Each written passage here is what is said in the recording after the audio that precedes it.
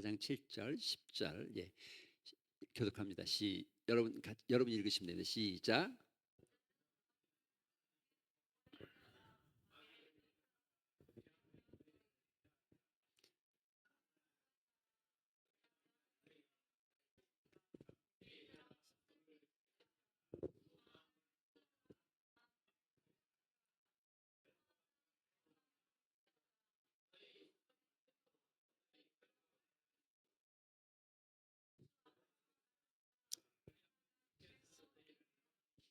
아멘. 할렐루야. 지난 시간에 주일 예배 때도 잠깐 그 이야기를 드렸는데 존 뉴턴이라는 사람은 뭐 제가 잠깐 이렇게 정리해 놨는데 나 같은 죄인 어메이징 그레이스라는 정말 이게 이 우리나라 말도 굉장히 은혜롭지만 영어를 이렇게 보면 더 은혜롭죠. 내가 보지 못하게 됐는데 보게 하셨고 주님이 부르시는 그 아름다운 음성이 내 인생을 바꿨고 뭐 이런 이제 말씀으로 되어 있습니다.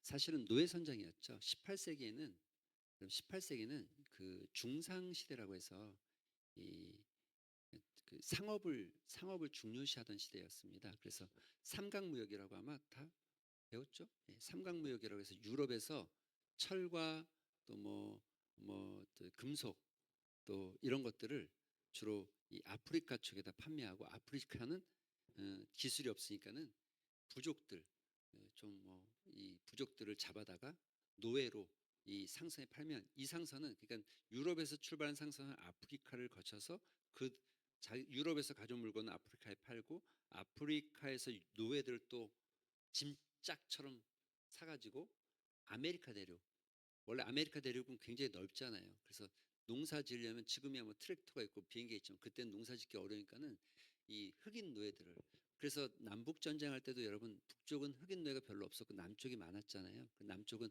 흑인 노예 해방하면 안 된다 그러고 북쪽은 해방하자 해서 전쟁이 난 거잖아요. 북쪽으로 이제 남쪽은 특히 사탕수수, 옥수수 밭이 엄청 넓습니다. 거기 이제 경작하기 위해서 노예들을 엄청 잡아다가 여기다가 파는 거죠. 그러면 또 여기서는 이 배가 여기서는 사탕수수에서 나오는 설탕, 그 다음에 옥수수 가루, 밀가루, 그 다음에 또는 뭐 그 방직 면 이게 뭐 솜 뭐라고 그래 면솜 이런 거를 가지고 또 유럽으로 가서 유럽에다 또 팔고 이렇게 배가 이렇게 돌면서 무역하는 걸 삼강무역이라고 하는데 그 노예의 선장이었어요. 가장 많이 팔았던 사람 중에 하나가 존 뉴턴.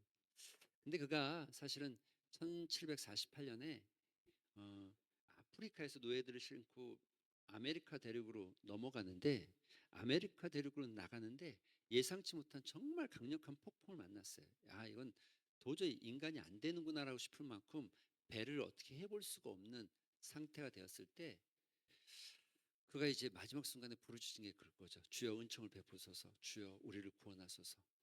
그 절박한 외침과 기도가 하나님 마음에 닿았을까요? 그 배가 침몰하지 않고 파손되지 않고 잘 정박하게 됐어요.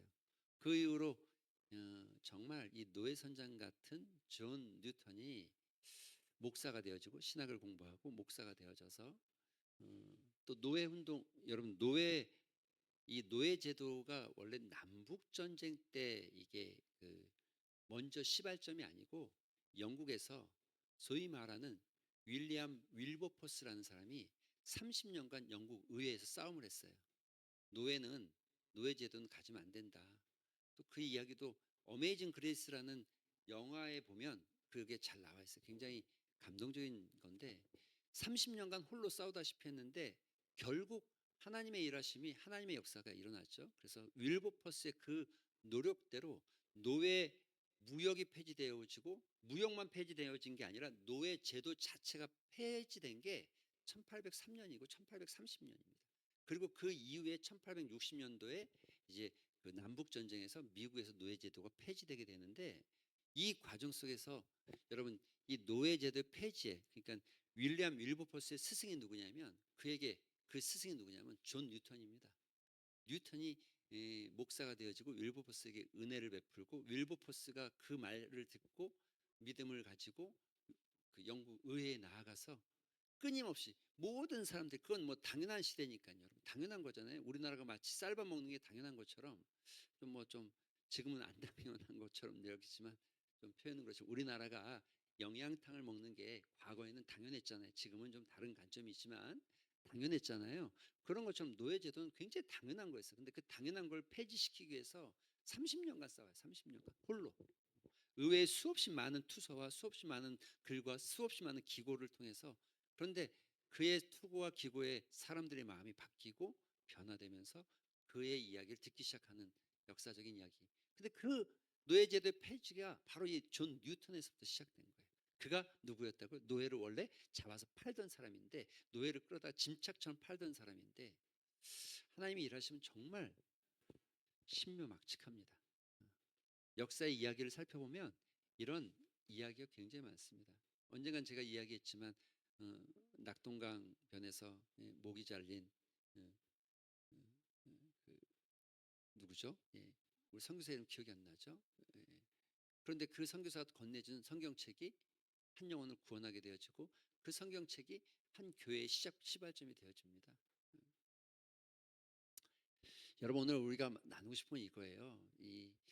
이 뉴턴이 자기 묘비명에 이렇게 썼어요.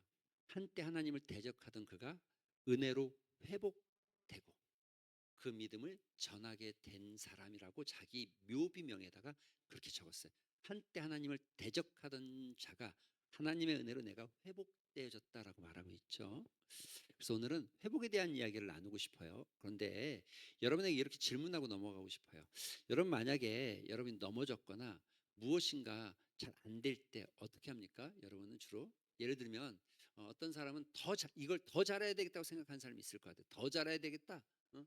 더 열심히 해야 되겠다는 사람도 있고 어떤 사람은 다른 길을 좀 아니면 다른 길을 좀 바라보는 사람도 있을 것 같아요.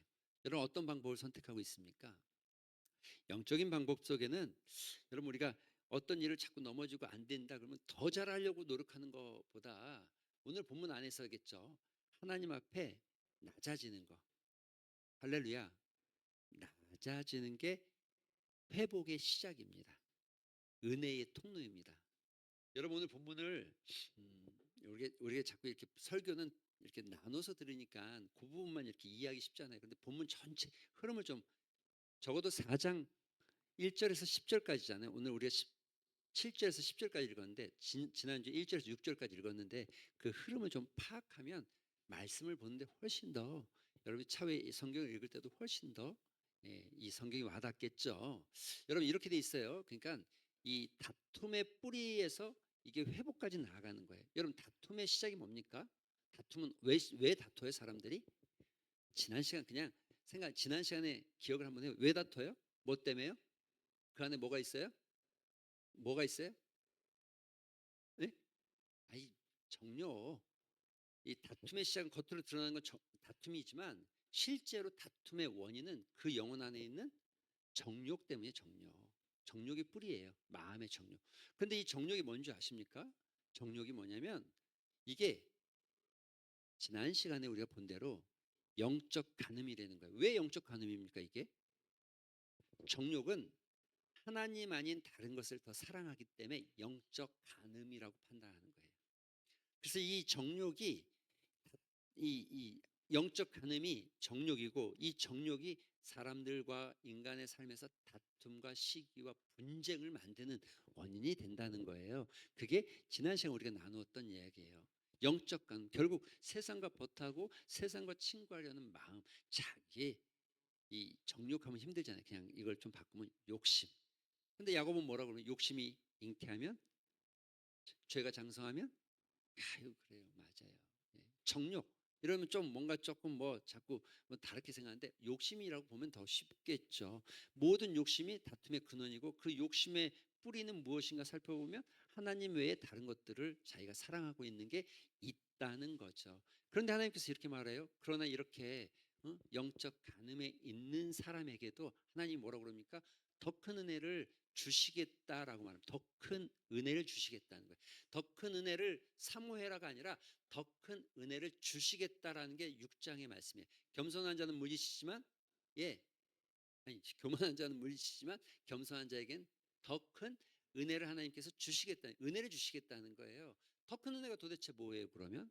더 큰 은혜가 바로 여러분 회복을 이야기하는 건데 오늘 이야기가 바로 그 이야기라는 것을 전제하고 있는 거예요. 오늘 이야기는 크게 보면 세 가지로 볼 수 있어요. 낮아짐. 이게 낮아지는 게 회복의 자리예요. 여러분, 신앙에 있어서 회복은 낮아짐에서 시작된다. 왜 낮아짐이 회복인가? 여러분, 이 낮아짐이 결국 자기의 죄에 대한 애통함을 갖게 되어지고 또 지면 오늘 마지막 10절에는 낮아지면 내가 높이겠다는 거, 하나님께서 높이겠다는 거예요. 그리스도인들에게는요, 은혜를 누리는 통로가 낮아짐입니다. 믿으십니까? 여러분, 낮아질 때 하나님께서 우리에게 은혜를 주신다는 거. 예. 우리가 영원히 우리 안에서 끝까지 끊임없이 싸워야 될 어떤 주제가 아닐까 싶은 마음을 갖습니다. 누구가 아니라 모두가 끊임없이 자기가 낮아지기를 위해서 이 말씀을 이대로 이게 전체적인 흐름임을 그런데 오늘 본문에 보면 열 가지 명령어가 나와 있어요. 10가지 명령어. 명령어는 이게 동사니까 좀 뭐 하라, 뭐 해라, 뭐 해라 이런 걸 명령어라고 하잖아요. 지금 10가지 한번 찾아봅시다. 첫 번째 뭐가 있어요? 그런즉 너희는 뭐가 있어요?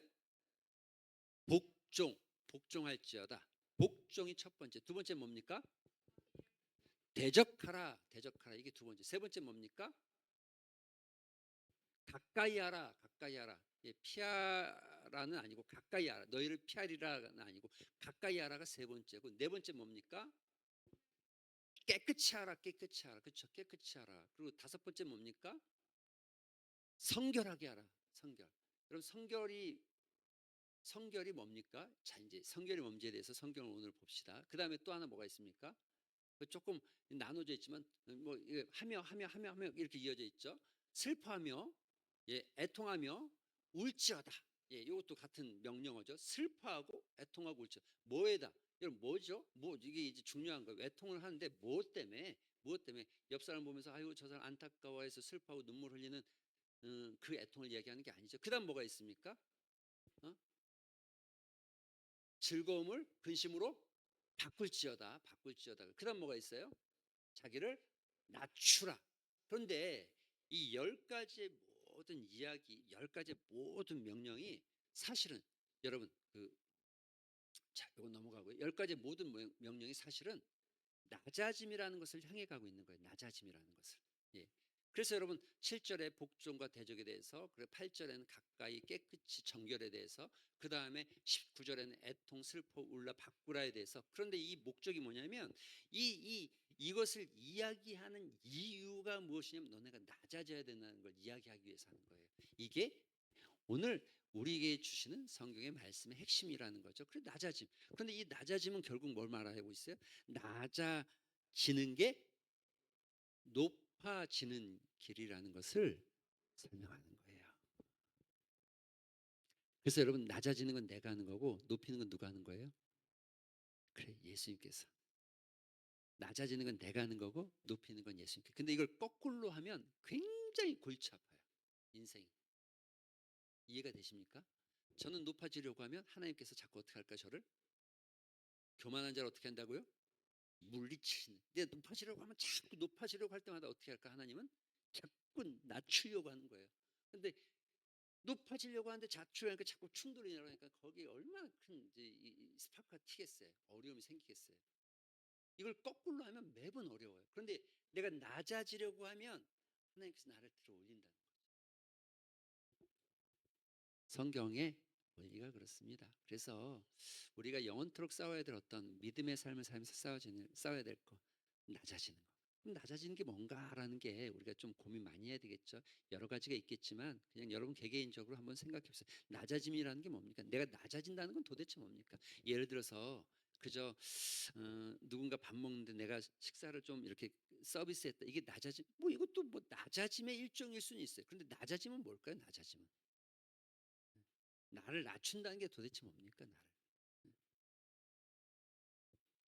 자, 우리가 이건 숙제인 것 같아요. 각자의 모습 속에 다양한 이유들이 있을 수 있고 다양한 여러 부분에서 낮아짐의 종류가 있겠지만 여러분 안에 여러 가지가 있겠죠. 뭐 어떤 분은 자존심일 수도 있고 어떤 분은 뭐 지식일 수도 있고 어떤 분은 뭐가 될지 모르겠어요. 그러나 각자의 어떤 낮아져야 될 이유들이 있고 낮아야 될 어떤 부분들이 있을 것이라고 저는 생각이 되어집니다.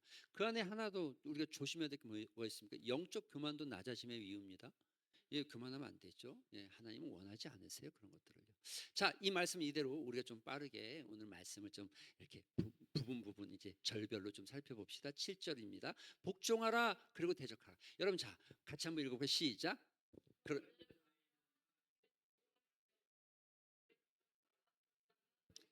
여러분 여기 지금 두 가지 명령어가 있는데 하나가 뭐예요? 복종하라는 거예요. 복종. 복종이 뭘까요?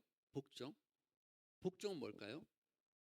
자, 복종이란 뜻은 히포타스라는 이 헬라어는요. 아래, 내가 그 아래에 있다는 거예요. 그 아래. 이걸 우리는 통치 아래에 있다는 거예요. 통치, 나를 다스리고 나를 주관하고 내가 그 통치 아래에 존재한다는 거예요. 그래서 성경을 볼 때 우리가 순종과 복종에 좀 차이가 있는 듯한데 여러분 복종하라면 굉장히 불편한데 사실 우리는 복종할 수밖에 없어요. 왜냐하면 하나님의 통치 아래에 있는데 어떻게 하실 거예요? 여러분 복종이 통치 아래에 있기 때문에 우리는 그런데 여러분 하나님께 복종하라. 그리고 뭐 하라고요?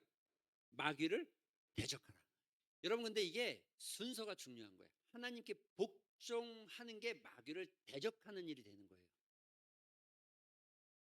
마귀를 대적하는 게 하나님께 복종하는 게 아니라 하나님께 복종할 때 마귀를 대적하게 되어지는 거예요. 그래서 이거 순서가 매우 중요해요. 먼저 하나님 앞에 우리가 하나님을 향해서 무릎을 꿇는 복종. 이것이 마귀를 향한 단호한 저항이고 단호한 대적이에요. 그러니까 이 복종과 대적은 대적한다는 것은 여러분 다른 이게 두 가지의 명령 같지만 사실은 한 가지의 명령인 거예요. 한 가지의 명령. 한 가지의 명령인 거예요. 왜 그렇습니까? 마귀는 여러분 왜 그렇습니까? 끊임없이 복종하지 않게끔 유도해요. 끊임없이 우리로 하여금 하나님의 말씀에 순종하지 않을 것을 만들어요. 얼마나 많이 순종하지 않게끔 모르겠어요. 여러분 어떤지 모르겠지만 제가 짧게 살아온 제 인생에서도 살펴보면 수많은 이유들과 환경들과 조건을 만들어요. 그리고 복종하지 못하게 만들어요. 사단은 끊임없이 그러나 하나님은 끊임없이 그럼에도 불구하고 그렇지만 그럼에도 불구하고 복종하길 원하신다는 거죠. 그리고 여러분 복종과 대적은 이게 다른 방향에서의 표현이지만 같은 얘기를 하고 있는 거예요. 같은 얘기를. 사랑하는 성도 여러분, 마귀를 대적하지 마시고 하나님께 복종하시기 바랍니다. 그러면 대적하는 거예요. 예. 내가 하나님 앞에 단호하게 무릎 꿇으면 마귀를 향해서 단호하게 거절하는 거예요. 내가 하나님 앞에 단호하게 복종하고 그 말씀을 따르면 마귀를 향해서 단호하게 물리치고 그의 괴계를 단호하게 뿌리치는 거예요. 여러분 중요합니다. 하나님께 복종하고 굴복하지 아니하고 마귀와 싸우면 100% 집니다. 100%. 그래서 여러분 하나님의 전신갑주를 입는 거예요. 100% 집니다. 네. 하나님 앞에 복종하지 않았는데 싸움을 걸었다.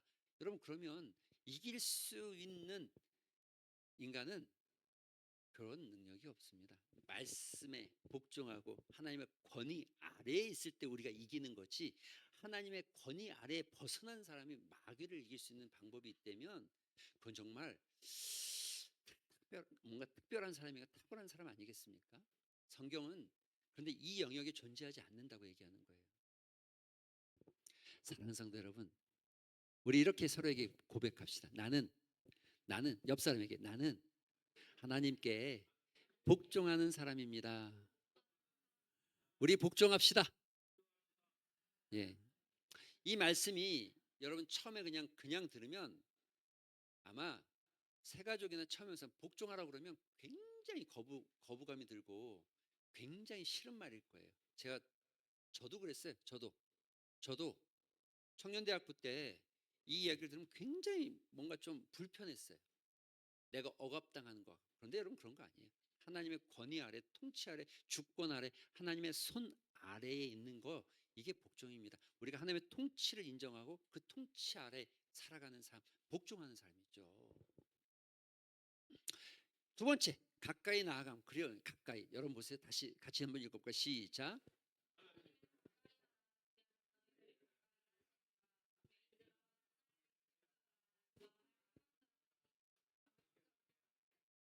여기 지금 가까이 하라, 깨끗이 하라, 성결하라 세 가지가 나오고 있죠. 가까이 하라, 깨끗하라, 성결하라. 먼저 우리가 살펴볼 건 이거 가까이 하라는 단어. 가까이 하라는 단어는 앵기조라는 단어인데 가까이 나가다. 그러니까 내가 다가가고 어, 다가가면 하나님도 다가오고 이렇게 우리 올라가면서 서로 만나는 지점. 가까이.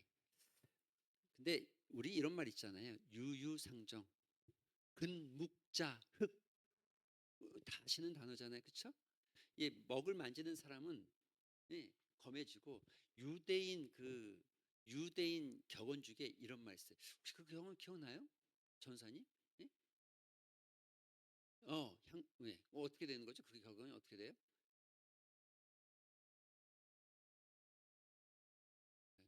향수 가게에 들어가면 향수 냄새가 몸에 배이고 가죽 가게에 들어가면 가죽 냄새가 몸에 배인다는 거예요. 유유상종, 금묵자 흙이라는 거죠.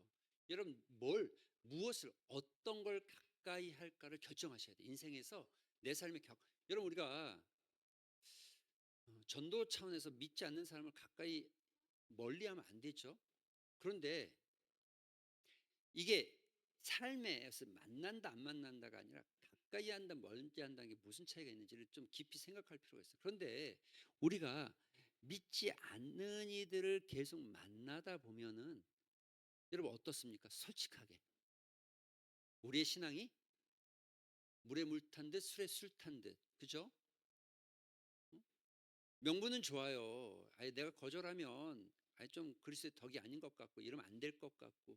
그러나 실제로 믿지 않는 자 멍에를 같이 하지 말라. 성경이 이렇게 말하고 있습니다. 그 이유에 대해서 물론 단호하게 모든 걸 여기다 다 적용해서 다 집어넣는 건 어리석은 행동이겠지만 그러나 그 근본 이유는 분명히 알아야 됩니다. 왜 그렇게 말합니까? 예, 우리가 쉽게 가까이 할수록 닮아가고 따라가는 거예요. 그래서 그 친구를 보면 그 사람을 아는 거예요. 유유상종, 끼리끼리, 또이또이 다 그 말이죠. 그 친구를 보면 그 친구를 아는 거예요. 그리고 두 번째, 두 마음. 자, 두 마음. 두 마음은 여러분 이 이중성에 대한 마음입니다. 이게 어, 두 마음은 마음이 갈라졌다는 뜻이지만 정확하게는 이중적 마음의 자세를 가지고 있는 걸 말하는 거죠. 자, 그런데 자, 여러분, 여기 이렇게 돼 있어요. 마음을 성결하다는 건 다른 말로 깨끗하다는 말. 마음을 성결하게 하라. 여러분, 성결하라는 게 무슨 의미입니까? 뭘 성결하게 한다는 거예요? 성결하게 한다는 건 어떤 거예요? 더러운 부분을 성결을 좀 바꿔서 청결이라고 얘기할 때 청결하니까 더러운 부분을 씻어내고 또 좀 뭐 때가 묻어 있으면 닦아내고 이렇게 하는 게 성결. 여러분 우리 이렇게 생각하죠. 근데 야곱은 이렇게 말하는 거예요. 그게 아니고 네 마음에 두 개로 나눠져 있는 걸 하나로 하는 게 성결이라는 거예요. 이해가 되십니까? 두 개로 나눠져 있는 두 마음을 품은 자들아, 두 마음을 가진 것. 다른 말로 하면 여러분 뭐 우리가 무슨 뭐 여기에 때가 묻었고 막 이렇게 생각하는데 마음에 어떤 때가 묻고 더러운 게 묻어서 마음이 더러워진 게 아니라 우리 마음이 두 마음일 때가 더러운 마음이라고 표현할 수도 있겠습니다. 그리고 하나님은 두 마음을 가리켜서 깨끗하게 해라, 성결하게 하라라고 말하고 있는 겁니다. 자, 우리가 생각해 볼 필요가 있습니다, 여러분. 그런데 인생이 우리가 사는 사회는 이렇게 말해요. 우리가 뭐 다 잘 알잖아요. 요즘 뭐 주식을 많이 하고 사람들이 다 이런 거에 관심이 있다 보니까는 뭐 그 들리는 얘기들 한 주머니에 뭐 계란을 담으면 안 되고 나누어야 되고 나누는 게 잘하는 거예요. 그래서 여기도 조금 관계를 잘 맺고 여기도 조금 관계를 잘 맺고 여기도 조금 관계를 잘 맺는 거 물론 이런 일이 필요합니다. 사회생활에서 그러다 보니까 우리에게 습관화되어 있는 게 뭐냐면 교회에서도 이만큼만 하고 여기서도 이만큼만 하고 여기서도 이만큼만 하는 이렇게 마음을 나누는 일들을 아주 이걸 뭐라고 그러냐면 굉장히 지혜롭고 굉장히 탁월한 처세로 살아가는 사람이라고 세상은 평가합니다. 하지만 하나님은 성결하게 하라고 말합니다. 물론 우리가 만나는 사람이 뭐 그렇다고 해서 안 만난다 이런 의미가 아닙니다. 여러분의 만남과 안 만남의 차이를 이야기하는 게 아니라 마음을 이야기하는 거예요. 마음을. 여러분 저 보세요. 손은 뭘 말하는 겁니까? 마음을 손은 뭘 말하는 겁니까? 손은 손을 깨끗이 하라 이게 뭐예요? 손 손에 뭐 때 묻었습니까? 뭐 손에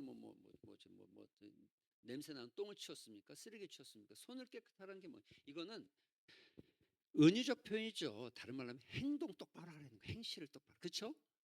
맞죠? 우리 손으로 행하는 모든 것들을 행함으로 행실을 똑바로 하라는 거. 그런데 지금 여러분 행실을 똑바로 하라는 게 손을 깨끗이 하라, 하나님을 가까이 하라, 손을 깨끗이 하라 말하는데 그 다음에 말하는 게 마음을 성결하게 한다는 게 뭘까요? 그러면 이게 쉽게 얘기해서 동기가 중요한 거예요. 동기가.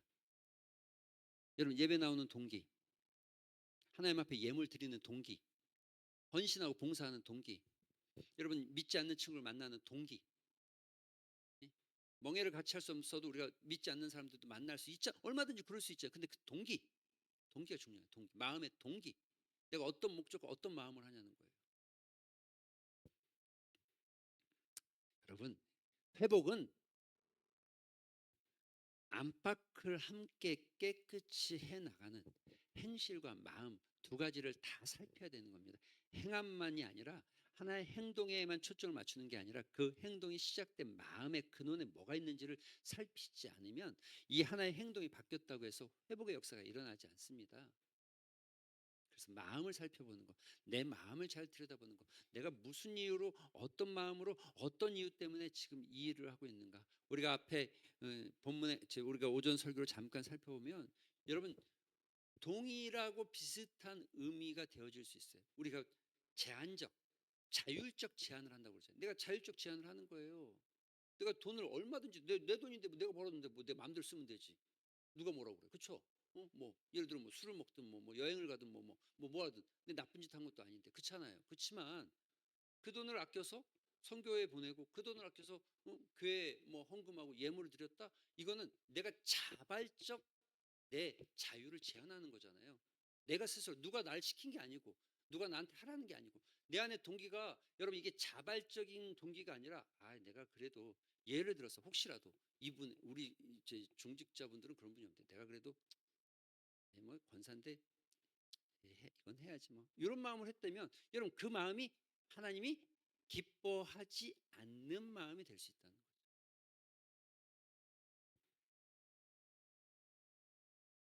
섬김도 마찬가지죠.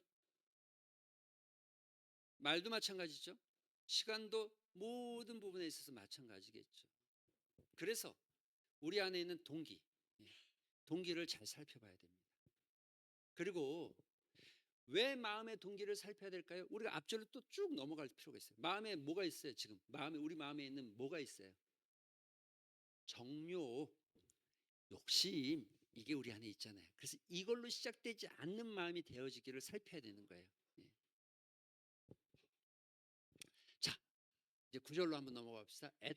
애통은 여러분 보세요. 기뻐하라 익숙한 자에게 주는 지금 보통 우리가 말할 때 성경은 항상 기뻐하라. 바울이 빌립보 교인들에게 이렇게 말해요. 내가 너에게 말하는 기뻐하라. 다시 말하노니 기뻐하라를 엄청 강조해요. 그런데 오늘 보면 이상하게 울어라, 애통해라 그러죠. 뭐 때문에 왜 무엇 때문에 지금 말하고 있는 거예요? 이거 뭐 때문에 울라는 거예요, 여러분? 옆 사람 보면서 야 참 저 사람 안 됐다 이러면서 웁니까? 아니면 내 인생 살펴보면서 내 인생 진짜 왜 이렇게 실패만 자꾸 찾아오지 이러면서 슬퍼집니까? 여러분 그런 슬픔을 이야기하는 게 아니에요. 울라는 이유가 뭡니까? 울라는 이유는 여러분 스스로 자책하는 거 뭐 울이 아니라 하나님 앞에서 우리의 죄가 정말 아프게 다가와서 정말 아프게 다가와서 예. 그런 경험 있으십니까? 어렸을 때 혹시라도 어, 선생님이든 부모님이든 누구에게 잘못을 했어요. 근데 아주 어릴 때는 매를 드니까 뭐 안 맞으려고 "잘못했어요. 죄송해요." 할 때가 있어요. 그런데 어느 정도 좀 철이 들기 시작하면서 '아 내가 이게 굉장히 내가 잘못한 일이구나.' 싶은 마음이 제 안에 쑥 들어와요. 그러면 구구절절한 설명을 하지 않아도 그죠? 눈물이 나면서 "잘못했습니다. 죄송합니다." 여러분 이런 경험이 있으십니까? 뭔가 큰 잘못을 했는데 그 잘못에 대해서 내가 깨닫지 못했다가 깨닫게 됐어요. 그러면 그 일을 느끼면서 내가 얼마나 잘못했는지를 알면서 내 입이 뭔가를 말하고 "왜 이랬습니다. 저랬습니다."를 말하기 전에 구구절절하게 설명하지 않아도 나도 모르게 그냥 눈물이 펑펑 나면서 "잘못했습니다. 죄송합니다." 이래 본 경험이 있으십니까? 여러분 지금 야고보가 애통해라, 울라, 슬퍼라고 말하는 건 바로 우리의 죄를 바라보면서 하라는 거예요.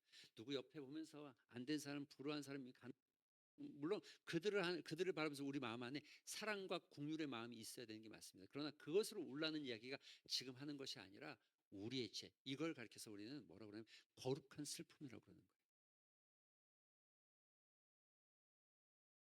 예수 믿고 정말 예수님이 우리 안에 딱 들어왔을 때 일어났던 그 현상이기도 합니다. 예배드리고 말씀만 들으면 그 말씀이 자꾸 내 심령을 찌르려고 나를 찔러서 나도 모르게 자꾸 눈물이 나고 그랬던 경험들이 여러분에게 있을 줄로 믿습니다. 여러분 이 애통하고 울라는 건 죄를 가볍게 웃어 넘기면 안 된다는 거예요. 죄를 가볍게 여기지 말라는 거예요. 이 죄, 그러니까 회복하는 자에게는 죄를 가볍게 넘기면 안 됩니다. 여러분 가볍게 생각하면 안 된다는 거예요. 애통의 끝은 애통은 회복의 끝이 아닙니다. 회복을 위한 문이고 회복의 시작입니다. 죄를 깊이 슬퍼하고 또 죄를 깊이 뉘우치는 자에게 은혜의 깊이가 생겨납니다. 그래서 죄와 은혜는 반드시 비례하게 돼 있어요. 내가 죄를 크게 느낄수록 은혜가 크게 다가오고 죄가 내 안에 느껴지는 죄의 양이 내가 느끼는 죄의 크기가 내가 느끼는 죄의 무게가 작을수록 하나님의 은혜는 가벼워집니다. 반드시 이건 반비례하게 돼 있어요. 비례하게 돼 있어요. 애통의 목적은 애통 목적지 아니면 통로입니다. 예, 그래서 마태복음 5장에도 예, 슬퍼하라고 말하고 있고 넘어갑시다. 예, 마지막 10절 예, 낮추라는 거죠. 자, 같이 읽어볼까요? 시작. 낮추라, 낮추라. 여러분 낮추는 거, 낮춘다는 거, 예, 겸비하는 거, 겸손하게 자신을 비우는 거, 겸비하는 거. 낮춘다는 건 겸비하는 거, 스스로 자기를 낮추고 하나님을 높이는 행위, 예, 겸손하게 자기를 비우는 거. 예. 낮추기 위해서 우리가 가져야 될 아주 중요한 자세 중에 자기를 비우는 연습. 그래서 아무든지 나를 따르려거든 자기를 부인하는 데서부터 시작해요. 부인하지 않으면 이게 힘들어요. 여러분 안 되잖아요. 안 되잖아요. 속된 말로 나로 장가가게 하고 소를 팔게 하고 장사 지내게 하고 얼마나 많습니까? 비우는 일, 비우는 일. 그 본문만 보면 마치 예수님은 우리의 일상을 하지 말고 우리가 죽은 사람을 위해서 뭐 위로도 하지 말고 오라고 하는 것 같은데 그런 문구가 아니죠. 그 문구는 예. 정말 복음을 위해서 살아갈 때 내가 비워지는 거, 비우는 거. 다른 말로 하면 비워야 채워진다. 비우면 채우신다. 비우는 건 내가 하지만 채우는 건 하나님이 하십니다. 내가 채우려고 하면 힘들어요. 어려워요. 안 채워져요. 세상은 스스로 높아지는 자가 높아진다고 하면 스스로 높이는 자가 높아진다고 합니다. 하지만 성경은 낮추는 자를 높이신다고 말합니다. 이게 성경의 원리예요. 여러분 이제 이 앞에 걸과 좀 살펴서 나눌 필요가 있어요. 정욕은 자기를 높이려는 마음입니다. 결국 이해가 되십니까? 자기가 더 높아지고 자기의 소유를 그런데 하나님 앞에서 회복은 자기를 낮추는 행동이에요. 예. 낮추는 것 다시 앞으로 교만한 자를 물리치시고 겸손한 자에게 은혜를 주시나니. 이 겸손한 자는 누굽니까? 자기를 낮추는 자에게 하나님께서 회복의 역사와 은혜를 주신다는 거죠. 사랑하는 성도 여러분, 낮아지기를, 낮은 자로 가기를 기뻐하시길 바랍니다. 말씀을 좀 더 하나만 더 생각하면서 넘어갔으면 좋겠습니다. 여러분, 우리가 많은 것들이 있지만 이 10가지 명령, 이 숙제들을 뒤집어 보면 그게 복음이죠. 복음이고 결국 믿음은 낮아짐의 싸움일 수 있습니다. 주님께서 우리에게 보여주신 본 주님께서 우리에게 보여주신 그 모습은 우리를 위해서 하늘 보좌를 버리시고 하나님과 동등됨을 취하지 아니하시고 자기를 낮추시고 종의 형체로 우리 가운데 오셨다는 것. 그리스도의 장사한 분량까지 그리스도의 장사한 분량까지 자라가라. 이것이 너희를 향한 하나님의 뜻이잖아요. 우리는 그리스도의 장성한 분량까지, 다른 말로 예수 그리스도의 거룩한 인격을 닮아가기 위해서 노력하는 거잖아요. 그런데 예수님의 인격은 뭐였냐는 거예요. 예수님의 인격의 한마디는 여러분 낮아지셨다는 거죠. 그런데 이렇게 우리가 낮아질 때 주님이 우리에게 찾아오십니다. 할렐루야. 우리가 낮아지면 이 모습을 주님이 안아주십니다.